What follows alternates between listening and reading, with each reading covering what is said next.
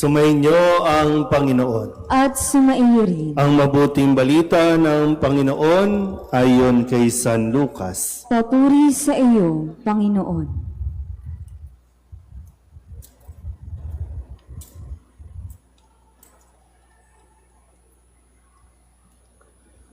Noong panahong iyon, nagmamadali ang mga pastol na lumakad patungong Bethlehem at nakita nila sina Maria at Jose at ang sanggol na nakahiga sa sabsaban.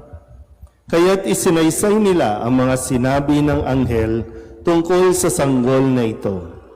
At nagtaka ang lahat ng nakarinig sa sinabi ng mga pastol. Natanim sa isip ni Maria ang mga bagay na ito at kanyang pinagbulay-bulay. Umalis ang mga pastol na nagpupuri sa Diyos at nagpapahayag ng kanyang kadakilaan dahil sa lahat ng narinig nila at nakita na ayon sa ibinalita sa kanila ng anghel. Pagdating ng 8 araw ay tinuli ang bata at pinangalanang Jesus. Ang pangalang ibinigay ng anghel bago pa siya ipinaglihi. Ang mabuting balita ng Panginoon. Pinupuri ka namin, Panginoong Hesukristo. Isang magandang gabi po sa inyong lahat. Merry Christmas and a Happy New Year po sa inyong lahat. Palapakan natin muli ang Panginoon. At pakibati naman ang inyong mga katabi ng Happy New Year. Ilang sandali na lang, magbabago na ang numero from 2025 magiging 2026. So magbabago na ang numero, sana magbago ka na rin. Pakisabi nga sa katabi, magbago ka na rin. So inaasahan sa atin, hindi lang basta numero ang magbabago at sa pagsigaw natin ng bagong taon, ang hangad natin nawa bagong ugali din na mas mabuti, mas maganda para na sa ganon, mas magkaroon tayo ng kapayapaan sa daigdig. Kaya nga ngayon, bukod sa, siyempre, yung buong mundo nagdiriwang tuwing January 1 ng New Year's Day. Pero sa simbahan, bukod sa panibagong taon, ang pinagdiriwang din natin ay ang dakilang kapistahan ni Maria, Ina ng Diyos. Na magandang mapagnilayan natin na sa unang araw na ito, pinapaalala sa atin na mayroon tayong gabay o mayroong sumasama at sasama sa atin, walang iba kundi ang Ina ng Diyos na si Maria.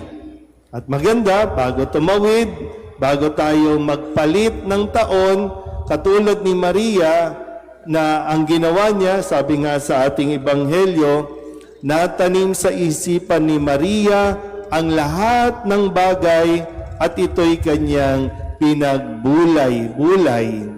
Sabihin niyo nga po, pinagbulay-bulay. So pag sinabing pinagbulay-bulay, pinagnilayan ng mabuti. At bukod sa pinakaisip-isip, nandoon yung mas malalim na pagninilay na dapat nating ginagawa sa mga oras na ito at sa mga panahong ito.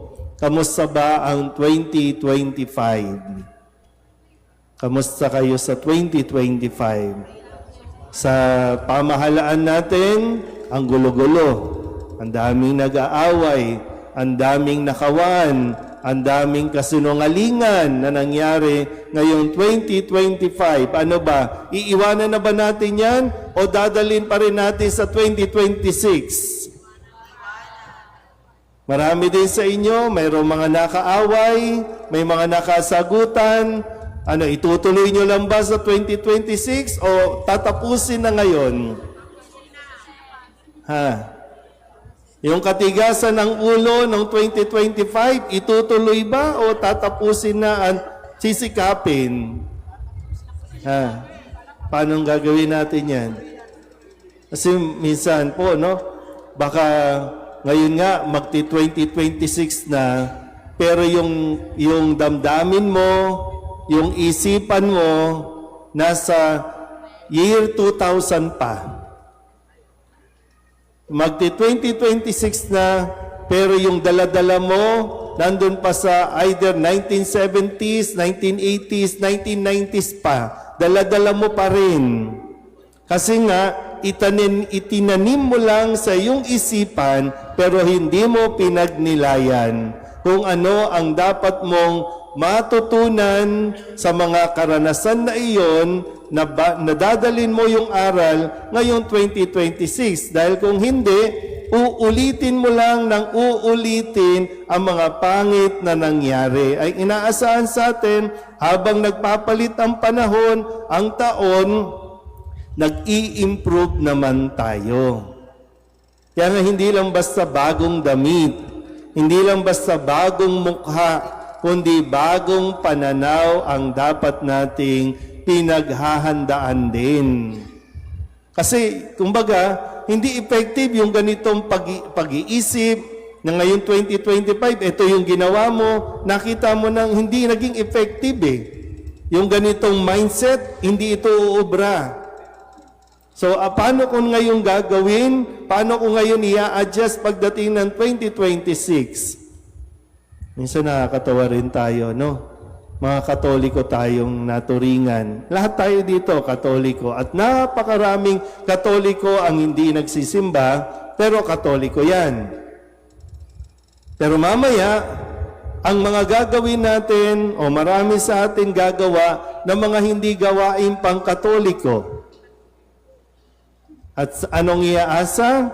Sasabihin natin, ilagay mo ito. O, kompleto na ba ang 12 prutas? Dapat kompleto para swertehin. Nandyan na ba yung bigas? Nandyan na ba yung itlog? Nandyan na ba yung ampaw? Nandyan na ba? Nakabili na ba ng mga, mga lucky charm? Pero Katoliko yan. Ano ka ba talaga? Alam mo naman, ginawa mo na yan ng ilang taon na, alam mong hindi effective. Puro kaswerte, ayaw mo namang kumilos. Puro pampaswerte ang iniisip mo.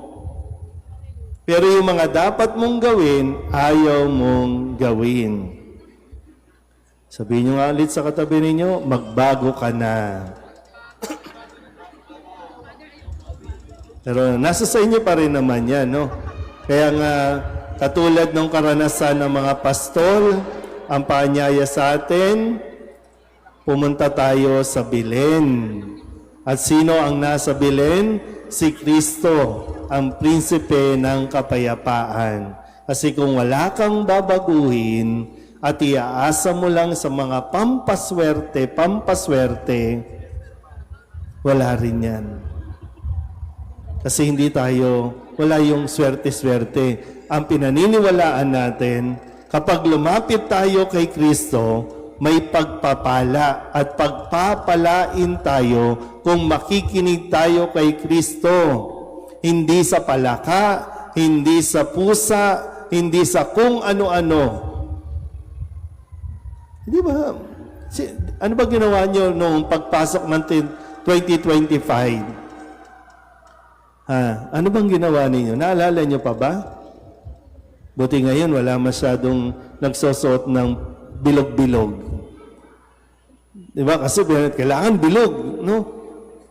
O kaya ayan tuloy, kakabilog mo, yan, puro barya ang nakuha mo. Yun yung kulang. Baka yun yung kulang sa atin. Yung nag-iisip tayo.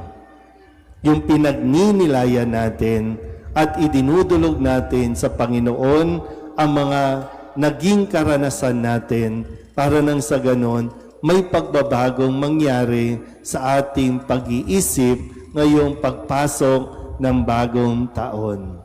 Kaya nga isang biyaya din sa atin, ibinibigay ng Panginoon sa atin ang kanyang ina. Ipinahayag bilang ina ng Diyos si Maria. So, meron pa bang mas hihigit sa pampaswerte sa ating pananampalataya. Pero nasa sa inyo yan, no? Lokohin nyo pa rin ang sarili ninyo. Sige lang, trip nyo yan eh. Sige, hindi natin babasagin ang trip ninyo. Pero sana mas ma-realize mo na anumang trip na yan, kung wala tayong pananampalataya katulad ni Maria, walang pagpapalang darating sa buhay natin. Pero muli, ang pagpapala ng Diyos, siksik, liglig at umaapaw. At hindi yan makukuha sa lakas ng paputok. Isang sasabi, mas malakas sa paputok, mas malakas ang swerte. Sabi nila, 50 years old na ako, wala namang ganun. Diba? Eh kung pwede nga lang pasabugin lahat ng malas, pasabugin na natin. Eh sinong nagdadala ng malas? Yang katabi mo, baka yan. E di pasabugan nyo na mamaya. Hindi yung sisirain niyo yung bahay, susunugin niyo yung bahay. Di ba? Pero minsan naalala ko din, di ba? Bakit ba may paputok? Di ba? Bakit ba may paputok? Para daw itaboy. Itaboy yung kung ano mga malas. Itaboy yung mga evil spirit. Pero taboy ka ng taboy, hindi naman kayo lumalapit. Hindi naman tayo lumalapit sa Diyos. So, paano yan? Hindi nagmimit eh.